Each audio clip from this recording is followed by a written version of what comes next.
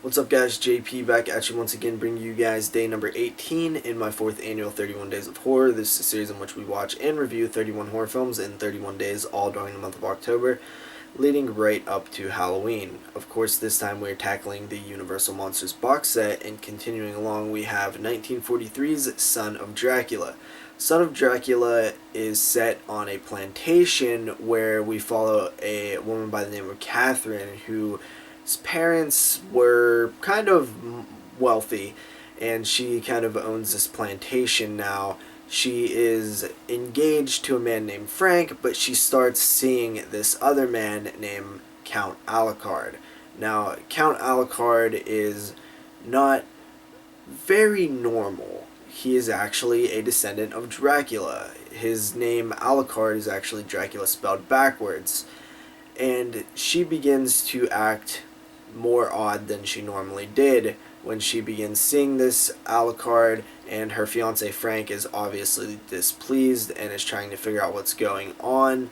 There, he decides to shoot Alucard, and the bullet passes through him and hits his fiance, and she falls over. He is sort of in shock because he shot Alucard multiple times and the bullet went through him every time, doesn't know what's going on.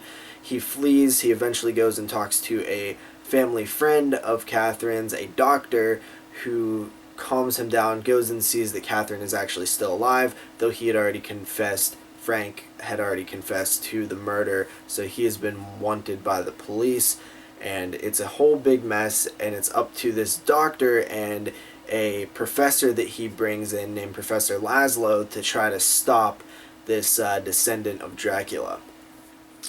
So this one, honestly, I had a hard time watching. I was really sick yesterday and couldn't really get into it at all, and I just was having the worst time trying to watch this film.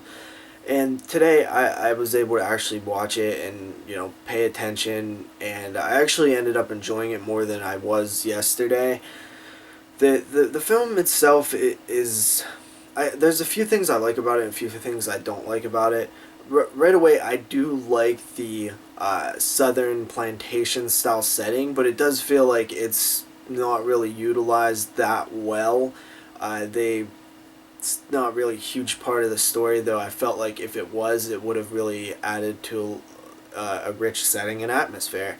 Also, Lon Chaney Jr. as Alucard, I wasn't crazy about early in the movie. It's weird. I wasn't crazy about him early in the movie, but as it went on, I was like, yeah, I kind of like this performance. Not bad.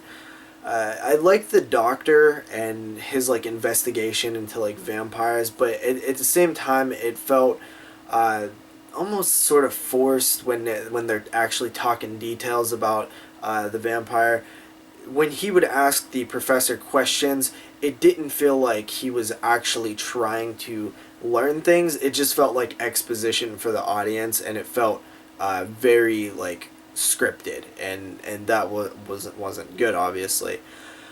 Besides that, I mean, it's honestly kind of the love triangle thing. I don't know. It was, to me, it was just I wasn't really buying characters that much. Like the Catherine character I didn't really care for at all, and kind of thought she was a bit weak, and I didn't really like her performance either. But the story itself, it wasn't that interesting to me.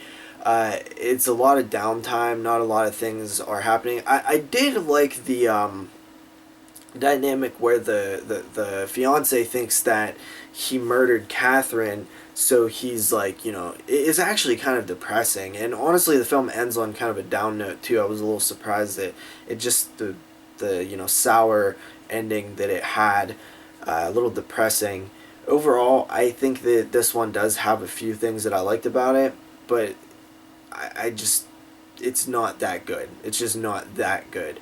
And I give it a 6 out of 10. It's above average, but it's not that good. See you guys next time with another review. Peace.